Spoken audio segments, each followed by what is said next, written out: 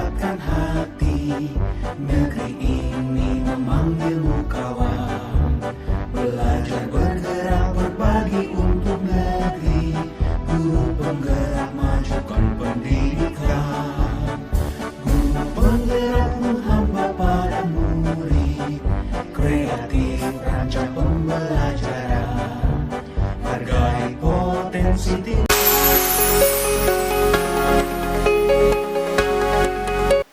Tabik mohon perhatiannya Bapak dan Ibu. Acara akan segera dimulai. Hadirin dimohon untuk berdiri.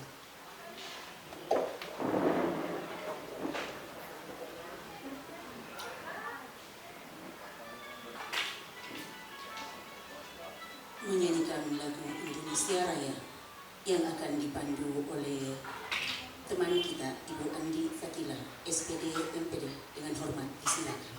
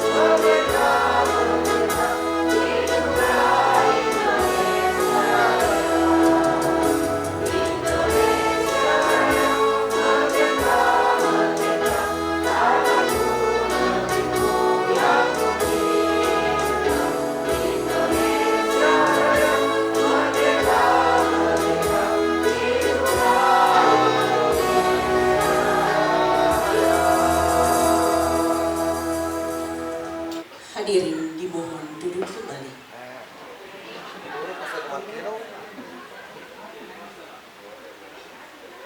Assalamualaikum warahmatullahi wabarakatuh. Waalaikumsalam warahmatullahi wabarakatuh.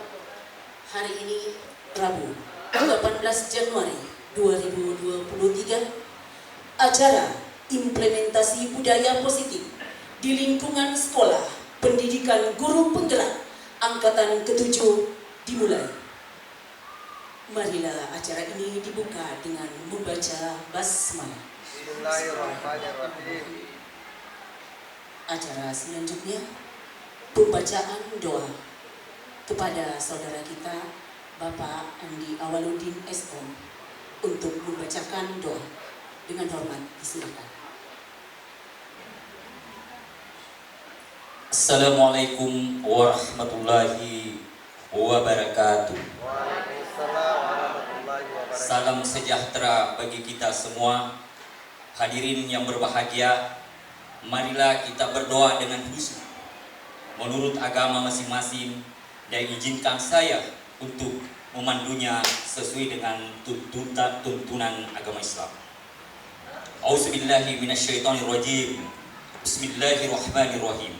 Alhamdulillahirabbil alamin, wassalatu wassalamu ala asrafil anbiya'i wal mursalin wa ala alihi wa sahbihi ajmain. Allahumma ya Allah, ya Tuhan kami, tiada kata dan rasa yang pantas kami haturkan kepadamu pagi hari ini selain syukur kami kepadamu atas segala nikmat dan hidayah yang Engkau anugerahkan kepada kami, sehingga kami hadir bersama untuk mengikuti rangkaian acara diseminasi implementasi budaya positif di lingkungan sekolah pendidikan guru penggerak angkatan ke-7 SMP Negeri 1 Watampone. Untuk itu, ya Allah, ya Rahman, ya Karim, jadikanlah acara kami ini sebagai acara yang Engkau ridhai, yang membawa berkah, rahmat, taufik, dan hidayah-Mu buat kami semua. Ya Allah, yang maha mengetahui, ilmu-Mu begitu luas dan tak terbatas. Oleh karena itu, anugerahkanlah kepada kami ilmu yang bermanfaat sebagai bekal kami dalam menjalankan hidup menuju kebahagiaan di dunia dan di akhirat. Serta berilah kami kekuatan untuk mampu mengamalkan dan menyebarkan ilmu yang telah Engkau anugerahkan kepada kami. Limpahkanlah kepada kami yang hadir pada acara ini kesehatan, kekuatan, kemudahan dan keikhlasan serta kecerdasan dan kearifan dalam mengikuti diseminasi ini. Ya Allah yang Maha Pengasih, satukanlah hati kami, padukanlah langkah kami, apungkanlah pengetahuan dan segarkan pemahaman kami agar kami dapat memetik hikmah yang terkandung di dalamnya. Jadikanlah kegiatan ini sebagai amal ibadah dan dapat terlaksana dengan baik dan sukses. Ya Allah yang Maha Pengampun, Engkau Maha mengetahui terhadap kelemahan-kelemahan kami, terhadap kekurangan-kekurangan kami. Maka dari itu, kepadamulah kami menyembah, kepadamulah kami memohon ampunan dan pertolongan, serta hanya kepadamu kami melakukan pengabdian. Ya Allah, kabulkanlah doa kami. Rabbana atina fid dunya hasanah wa fil akhirati hasanah wa qina azabannar. Wassalamualaikum warahmatullahi wabarakatuh. Acara selanjutnya sambutan oleh Bapak Kepala SMP Negeri 1 Watampone, dalam hal ini Muhammad Arfa SPD MPD, sekaligus membuka acara implementasi budaya positif di lingkungan sekolah pendidikan guru penggerak angkatan ke-7. Kepada Bapak dengan hormat disilakan. Terima kasih. Assalamualaikum warahmatullahi wabarakatuh. Waalaikumsalam warahmatullahi wabarakatuh. Yang saya hormati Bapak Ibu Wakil Kepala Sekolah serta rekan-rekan pendidik dan tenaga kependidikan SMP Negeri 1 Watampone, dan terkhusus kepada calon guru penggerak angkatan ke-7. Dan alhamdulillah, mari kita tidak henti-hentinya memanjatkan puji syukur kehadirat Allah yang Maha Kuasa atas limpahan kesehatan yang diberikan kepada kita semua, sehingga pada hari ini kita kembali di tempat ini bersama-sama guna mengikuti diseminasi implementasi budaya positif di sekolah kita, yang insya Allah akan diberikan oleh calon guru penggerak sekolah kita ini. Sebelumnya saya menyampaikan permohonan maaf karena tadinya sesuai dengan rencana jam 9 itu saya mengikuti pertemuan dengan orang tua siswa tadi, dan jam 10, tapi karena nggak molor waktunya tadi sehingga saya baru bersama-sama di tempat ini. Bapak Ibu yang saya hormati, ya, ini betapa hebatnya program guru penggerak yang sementara sedang kita ikuti di negara kita ini, yang awal-awalnya dari angkatan pertama kita sudah merasakan juga manfaatnya sampai sekarang. Dan kalau angkatan ini, kalau angkatan sebelumnya biasanya dokumen yang harus mereka kumpulkan sebagai tugas itu berupa foto. Nah sekarang berupa video. Wah, ini berupa video, berarti ya ini harus terlaksana sesuai dengan perencanaan yang direncanakan oleh calon guru penggerak. Bapak Ibu yang saya hormati, kalau berbicara terkait dengan budaya positif, khususnya ini kan di keseharian kita sejak dimulainya kita implementasikan sekolah ramah anak. Bukankah kita sama-sama tahu kita harus membedakan antara hukuman dengan konsekuensi. Nah, di program guru penggerak yang telah dibagi kepada kita, khususnya kepada angkatan pertama, Ya, sebelum kita mulai pembelajaran, kita harus membuat kesepakatan antara peserta didik dengan pendidik yang akan memberikan materinya. Nah, sekarang terkait dengan itu tentunya akan lahir konsekuensi ketika kesepakatan yang kita buat, ya, kesepakatan yang telah kita buat di awal pembelajaran ada yang tidak dilaksanakan dengan baik. Nah, inilah barangkali insya Allah sebentar kita akan menerima materinya yang akan diberikan oleh dan ini merupakan program dari guru penggerak. Nah, teman-teman yang saya hormati, insya Allah harapan kita dengan menerima materi ini kita bisa implementasikan bersama di kelas nantinya. Saya pikir untuk sambutan saya cukup, dan dengan mengucapkan Bismillahirrahmanirrahim, diseminasi implementasi budaya positif terkait dengan konsekuensi di sekolah kita, saya nyatakan dibuka secara resmi. Terima kasih. Sekian. Wassalamualaikum warahmatullahi wabarakatuh. Demikianlah acara pembukaan implementasi budaya positif di lingkungan sekolah pendidikan guru penggerak angkatan ke-7. Untuk acara selanjutnya kami serahkan kembali kepada Ibu Rabia SPD MPD berpartner dengan Ibu Kasmara SPD.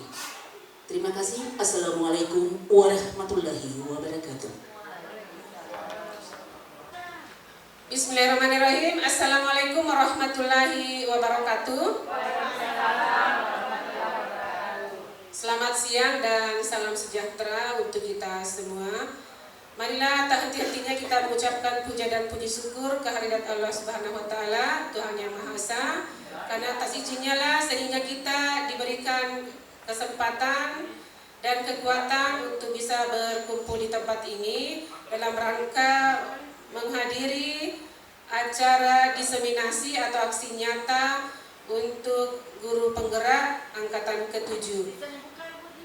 Materi yang akan kami angkat pada kesempatan ini adalah terkait dengan modul 1.4, yaitu budaya positif.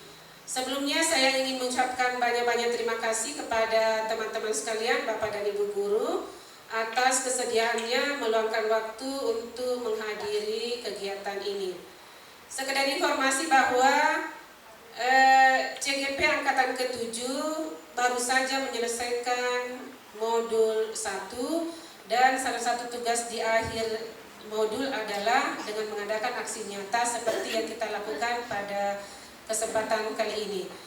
Tak lupa juga saya mengucapkan terima kasih yang sebesar-besarnya kepada Bapak dan Ibu guru atas dukungannya selama ini kepada kami berdua, atas support yang diberikan sehingga kami berdua sampai pada titik seperti sekarang ini. Nah, untuk lebih mengefisienkan waktu, saya berikan kesempatan kepada Ibu Rabia SPD MPD untuk memulai memberikan materi ini. Dipersilahkan Ibu Rabia.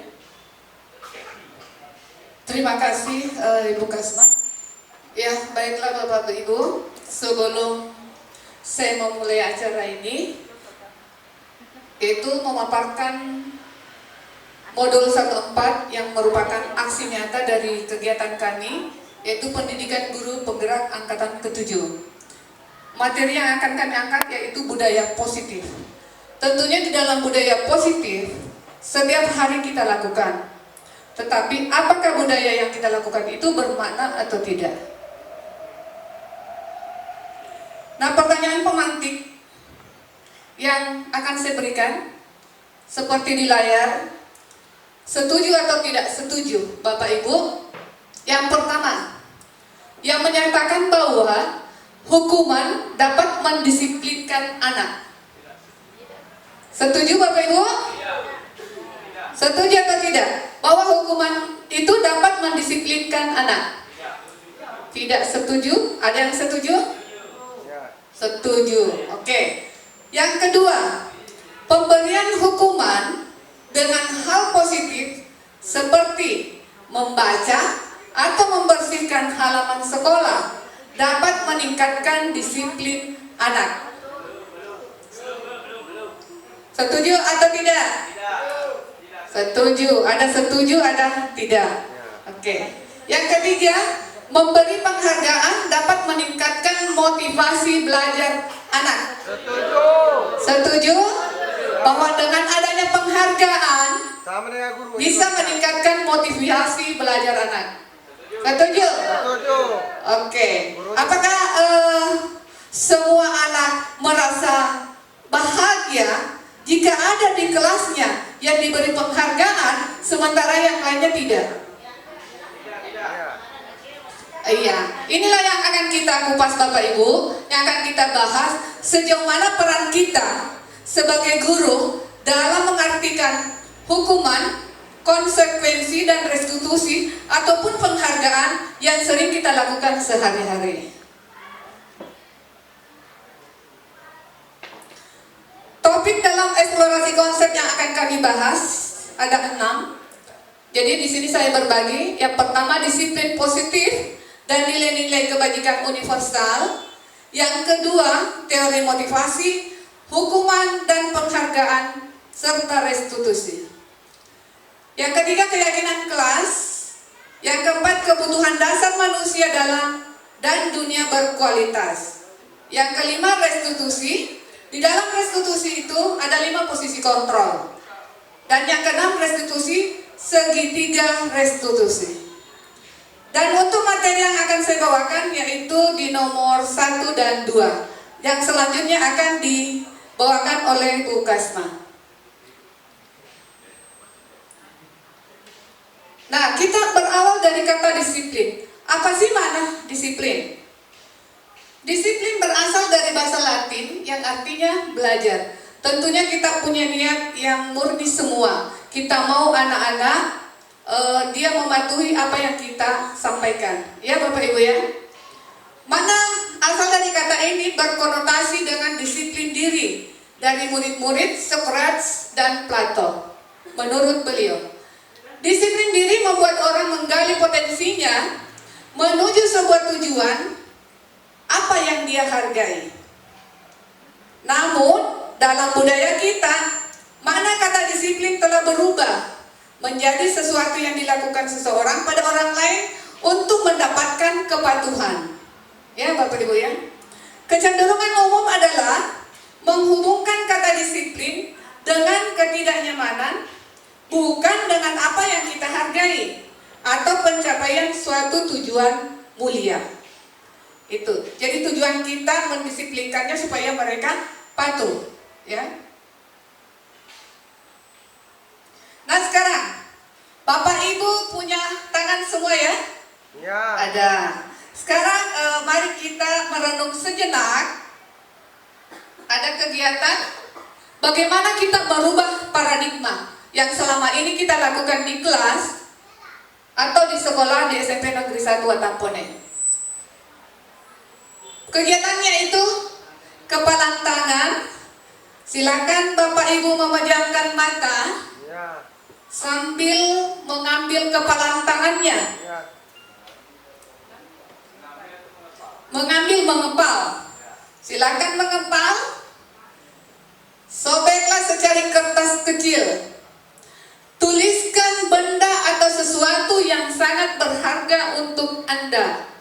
Letakkan di salah satu tangan Anda dan genggam benda atau sesuatu tersebut dengan segala daya. Buatlah sebuah kepalan. Sudah digenggam rapat-rapat Ibu?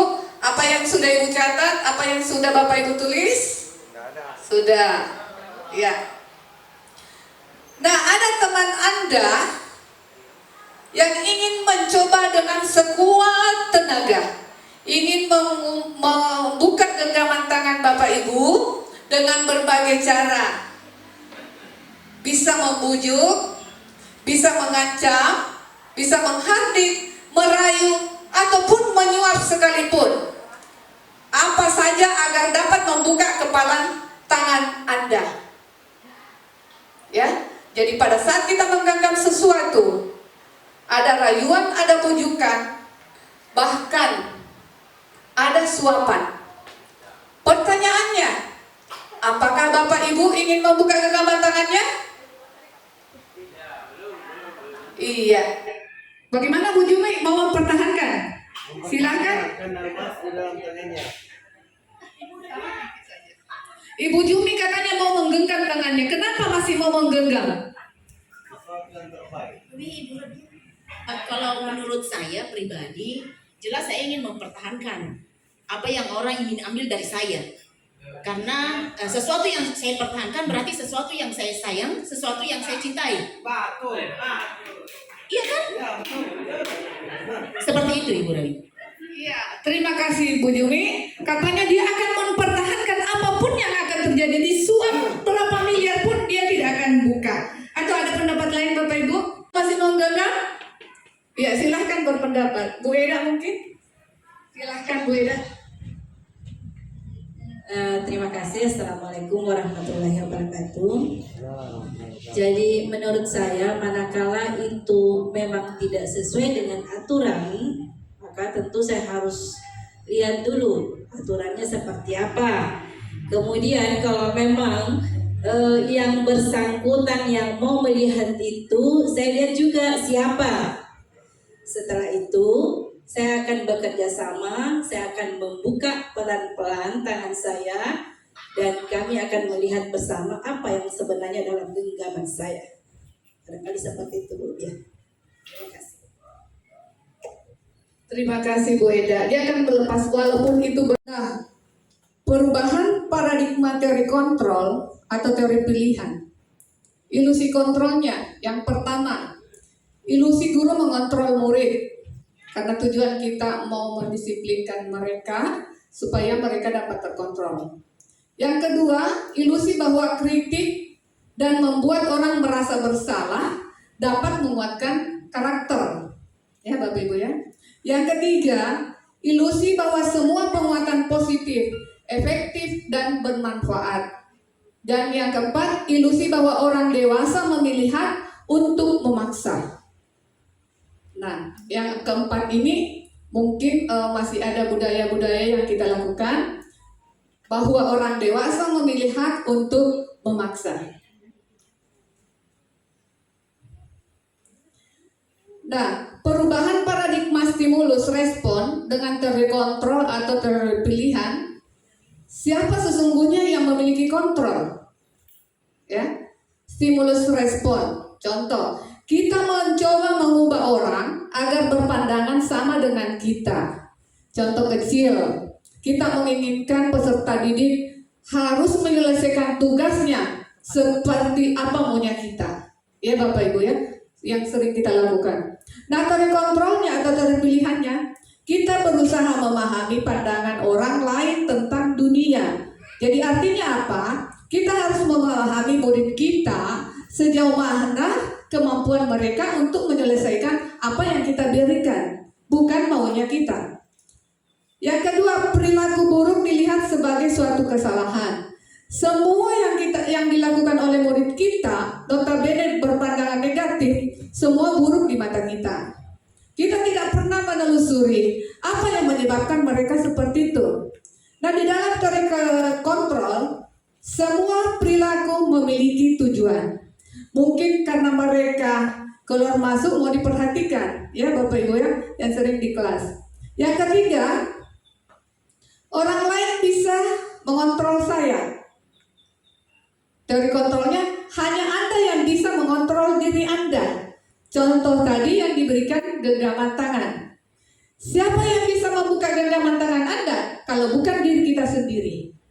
Ya, kenapa orang lain yang memaksa saya? Ya seperti itu. Yang keempat, saya bisa mengontrol orang lain. Artinya apa bisa mengontrol orang lain? Biasanya kita pandai menelaah orang, oh si A seperti ini, si B seperti ini. Tetapi di dalam teori kontrol, Anda tidak bisa mengontrol orang lain. Artinya apa tidak bisa mengontrol orang lain? Tidak mungkin maunya kita, orang lain bisa lakukan. Seperti itu. Kemudian yang kelima, pemaksaan ada pada saat bujukan gagal. Jadi pada saat kita membujuk gagal, makanya kita paksa mereka. Itu ya yang terjadi. Di dalam teori kontrol, Diharapkan terjadi kolaborasi dan konsensus menciptakan pilihan-pilihan baru. Kenapa tidak kita tanyakan kepada murid kita, apa yang bisa kamu lakukan? Nah, maunya bagaimana? Bagusnya bagaimana? Nah, yang terakhir, model berpikir menang atau kalah. Artinya apa menang atau kalah? Jikalau peserta didik kita sudah kita hukum, sudah kita apa, kita merasa menang. Ya Bapak Ibu ya, anak-anak kalah. Nah, di dalam teori kontrol, model berpikir kita harus rubah dari menang kalah menjadi menang-menang. Artinya apa? Di satu pihak murid tidak merasa terzalimi dan guru juga tidak merasa dianiaya. Artinya dianiaya di hari-hari. Seperti itu Bapak Ibu ya. Nah, di dalam disiplin positif, menurut teori kontrol atau teori pilihan dari Dr. William Glasser, dia menyatakan bahwa Anda tidak bisa mengontrol orang lain, hanya Anda bisa mengontrol diri Anda. Artinya apa? Kita tidak bisa memaksakan kehendak kita kepada orang lain, hanya diri kita yang bisa kita kontrol.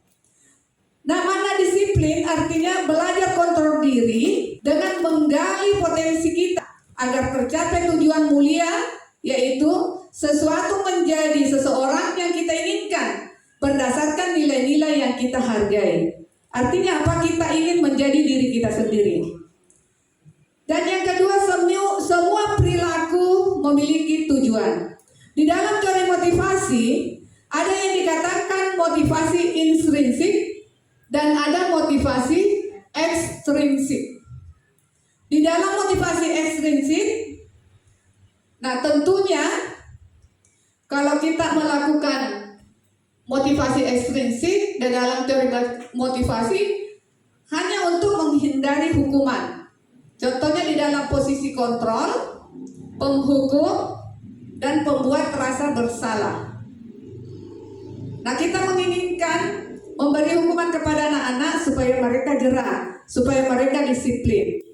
Dan yang kedua, untuk mendapatkan imbalan. Nah, di dalam 5 posisi kontrol, kita harus melihat diri kita. Nanti akan dijelaskan oleh Bu Kasma, apakah kita sebagai penghukum, pembuat rasa bersalah, sebagai teman, pemantau, atau manajer.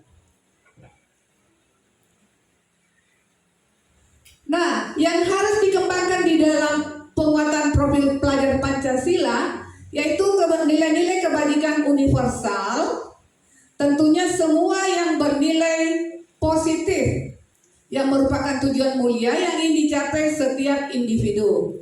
Nilai-nilai ini tentunya telah tertuang di dalam profil pelajar Pancasila yang kita kenal dengan dimensi pertama, beriman bertakwa kepada Tuhan Yang Maha Esa, berakhlak mulia.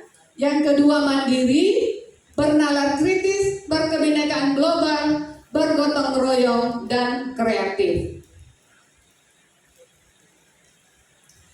Nah, seperti yang saya paparkan tadi Bapak Ibu, bahwa teori motivasi perilaku manusia ada motivasi eksternal dan ada motivasi internal. Di dalam motivasi eksternal, pertama untuk menghindari ketidaknyamanan atau hukuman. Yang kedua, untuk mendapatkan imbalan dari orang lain. Dan yang ketiga, untuk menghargai diri sendiri, itu merupakan motivasi internal. Nah, ini yang mungkin sering kita lakukan, dihukum oleh penghargaan. Apakah penghargaan itu bernilai positif Bapak Ibu? Apa ada positifnya? Ada. Apa ada negatifnya? Ada. Nah, disinilah akan kita memilah yang mana yang patut kita lakukan dan yang mana yang harus kita hindari. Bahwa penghargaan berlaku sama dengan hukuman. Jadi, notabene penghargaan itu hampir sama dengan hukuman. Dalam arti meminta atau membujuk seseorang melakukan sesuatu untuk memenuhi suatu tujuan tertentu dari orang yang meminta atau membujuk. Dorongan eksternal akan ada faktor ketergantungan. Contoh, kalau misalkan mereka tidak dapat lagi diberi hadiah, pasti dia tidak mau lagi lakukan. Karena motivasi yang muncul ada motivasi eksternal. Yang bagus yang dilakukan peserta didik adalah motivasi internal. Tanpa hadiah, tanpa perlakuan apapun, dia akan berubah. Dia tetap bekerja. Nah, di dalam penghargaan ada beberapa pengaruh. Yang pertama bisa berpengaruh jangka panjang dan jangka pendek. Penghargaan menghukum. Penghargaan mengurangi ketepatan. Penghargaan itu tidak efektif dan penghargaan merusak hubungan. Gula-gula, tidak mau pilih bekerja kalau tidak ada gula-gulanya. Berarti dia bukan dari dalam. Nah, penghargaan itu tidak efektif jika seseorang mengharapkan suatu penghargaan dan tidak mendapatkannya, maka orang tersebut akan kecewa dan berkecil hati. Kemungkinan dia tidak akan berusaha sekeras sebelumnya. Dan yang ketiga, penghargaan bisa merusak hubungan jika di dalam kelas seseorang guru memberikan penghargaan kepada muridnya. Besar kemungkinan murid-muridnya termotivasi hanya untuk menyenangkan gurunya. Mereka tidak akan bersikap jujur kepada guru tersebut. Penghargaan juga menciptakan persaingan di dalam kelas, sementara persaingan menciptakan kecemasan. Nah, penghargaan menghukum yang bagaimana itu? Dalam pemberian juara di kelas, yang tidak mendapatkan juara akan merasa terhukum. Sehingga di IKM ini, kurikulum merdeka, tidak ada lagi di laporan hasil belajar peserta didik ada kata juara, ya, dihilangkan. Dan yang terakhir dikatakan penghargaan itu tidak efektif jika seseorang mengharapkan suatu penghargaan dan tidak mendapatkannya, maka orang tersebut akan kecewa dan berkecil hati. Kemungkinan ia tidak akan berusaha keras seperti sebelumnya. Nah, sekarang Bapak Ibu, kita perhatikan di depan. Halo. Hai. Ya, kita lanjut. Tindakan-tindakan yang sering kita mungkin lakukan. Yang pertama, mencatat 100.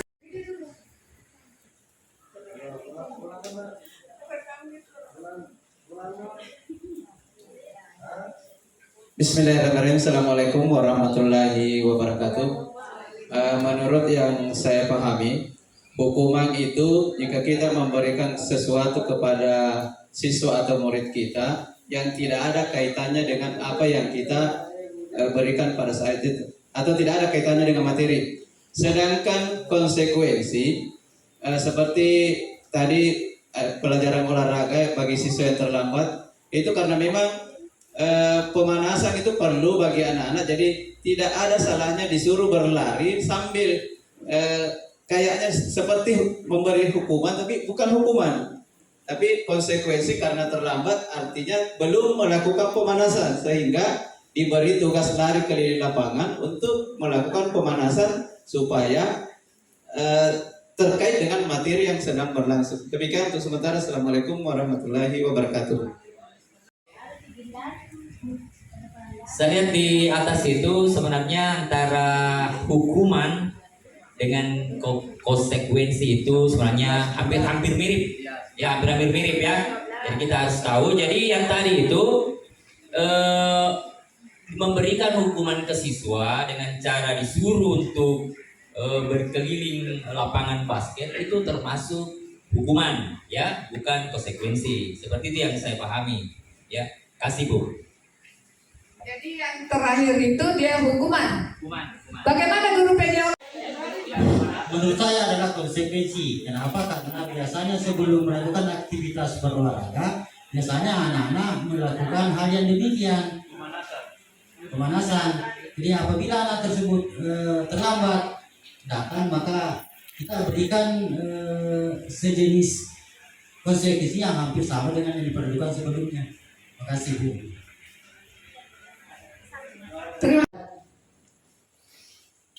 Nah ini, di dalam kita menerapkan hukuman, konsekuensi restitusi, hukuman sudah dikategorikan di dalam identitas gagal. Sedangkan konsekuensi dan restitusi dikategorikan di dalam identitas sukses. Nah, salah satu contohnya, kalau hukuman sesuatu yang menyakitkan harus terjadi, kalau konsekuensi sesuatu itu memang harus terjadi. Tumpah airnya ya harus mengalah ya. Dan restitusi merupakan pilihan. Nah, untuk materi restitusinya ini akan dijelaskan lebih lanjut oleh Ibu Kasma. Dan hukuman itu bersifat negatif, konsekuensi bersifat netral, sedangkan restitusi bersifat positif. Apa ciri restitusi? Nah, ciri yang pertama bukan untuk menebus kesalahan, namun untuk belajar dari kesalahan. Yang kedua, memperbaiki hubungan. Yang ketiga, tawaran bukan paksaan. Yang keempat, menuntun untuk melihat ke dalam diri. Yang kelima, mencari kebutuhan dasar yang mendasar tindakan. Dan yang keenam, cara yang paling baik. Dan yang ketujuh, fokus pada karakter bukan tindakan. Dan kedelapan, fokus pada solusi. Yang sembilan, mengembalikan murid yang berbuat salah pada kelompoknya. Nah, dari kegiatan yang saya paparkan tadi, antara hukuman, konsekuensi, penghargaan, dan restitusi, mungkin dari kegiatan ini bisa Bapak Ibu tuliskan apa sih yang telah didapatkan, hal baru apa yang mengubah paradigma saya yang saya dapatkan, perasaan apa yang muncul selama mengikuti sesi ini, sesi pertama ini.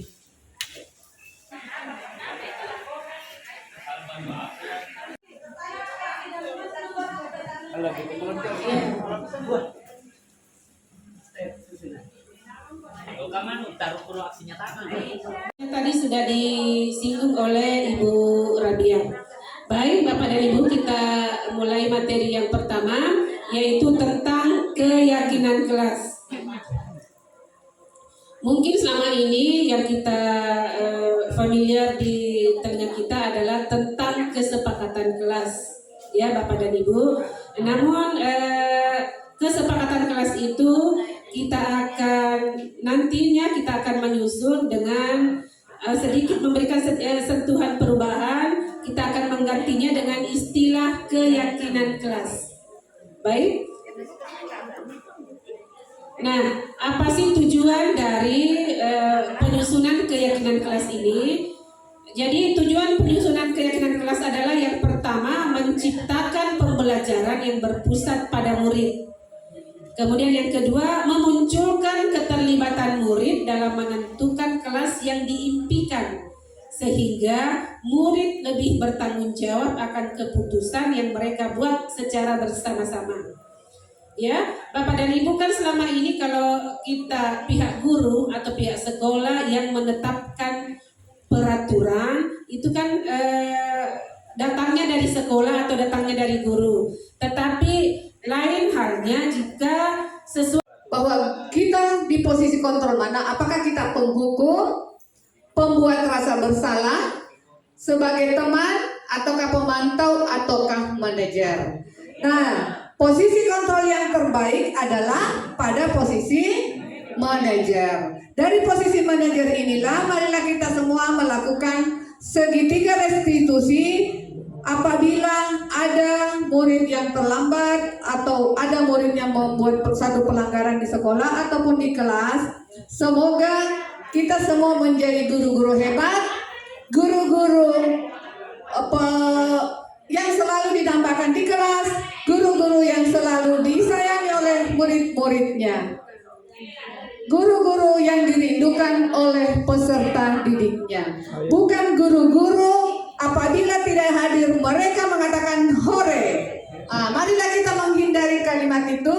Semoga kita semua berada di dalam guru yang dirindukan oleh muridnya. Atas perhatiannya Bapak Ibu, kami ucapkan terima kasih. Wabillahi taufiq wal hidayah. Assalamualaikum warahmatullahi wabarakatuh. Waalaikumsalam warahmatullahi wabarakatuh.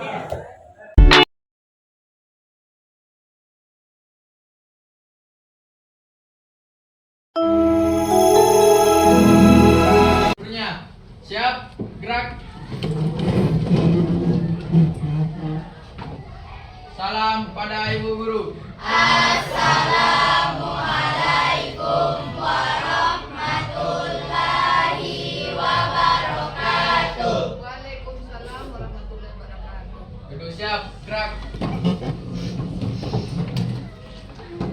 Doa dimulai.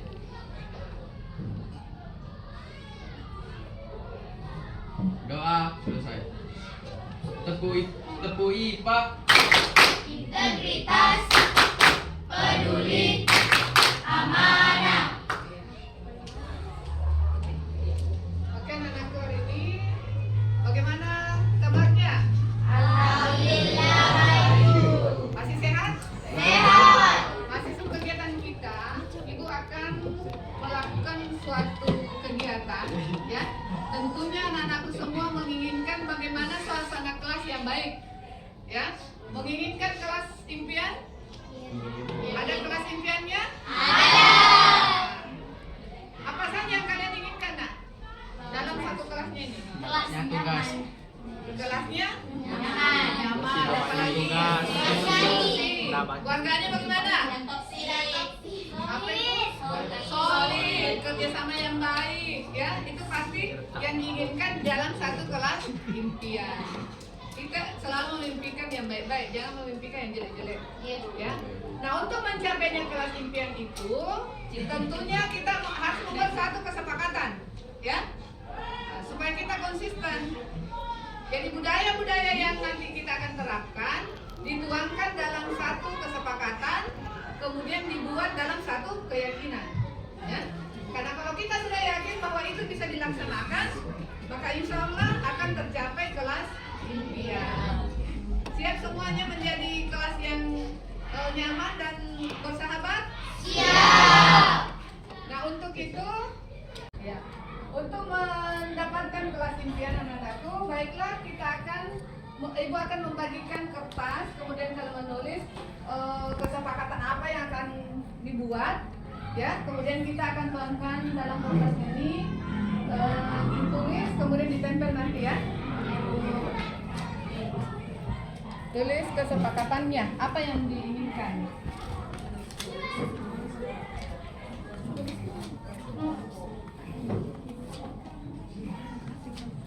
Satu, dua boleh ditulis. Boleh semua, nak?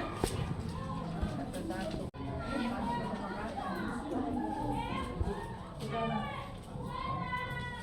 Misalnya keyakinan, itu terus ke misalnya kita keyakinan di kelas impian, ya, keyakinan kelas impian.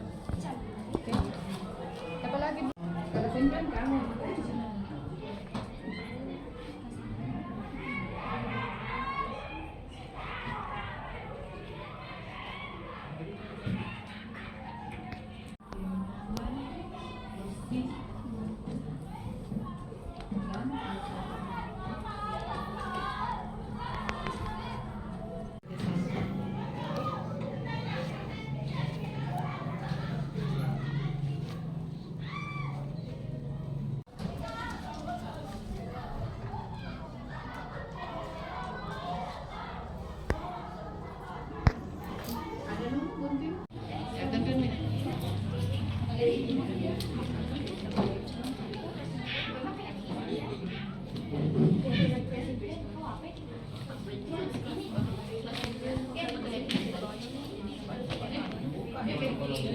Yang sudah ditulis, ada perwakilan yang menuliskan kelas impian dan keyakinan kelas, silahkan ditempel. Silahkan, nak.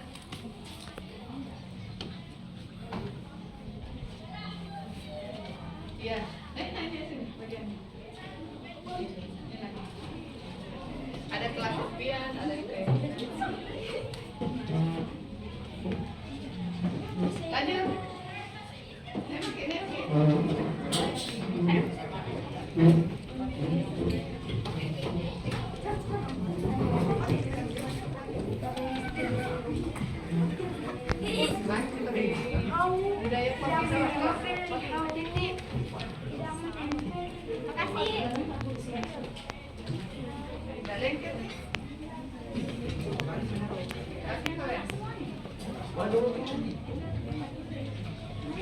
Ini Kalian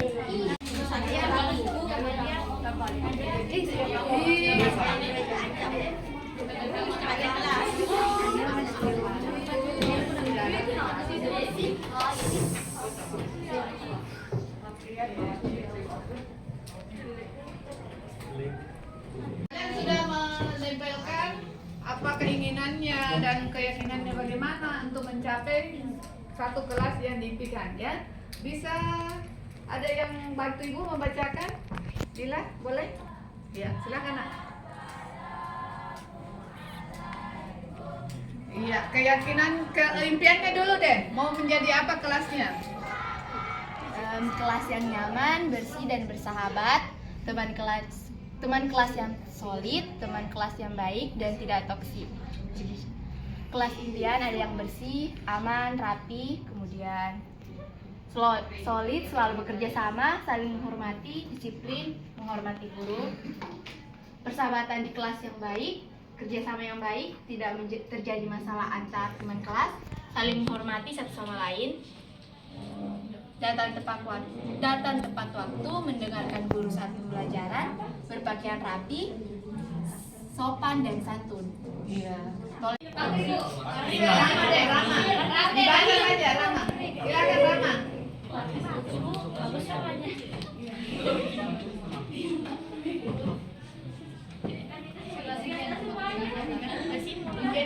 Silakan. Ini keyakinannya ya. Apa yang diyakini supaya terbentuk kelas impiannya tadi?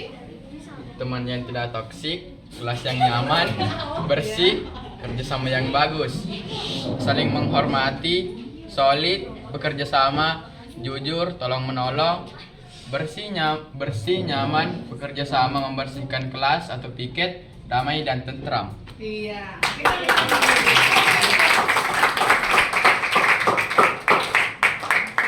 Jadi katanya untuk mendapatkan kelas impian yang nyaman tentunya harus kita saling kerja sama, berkolaborasi, tidak membeda-bedakan antara yang satu dengan yang lain.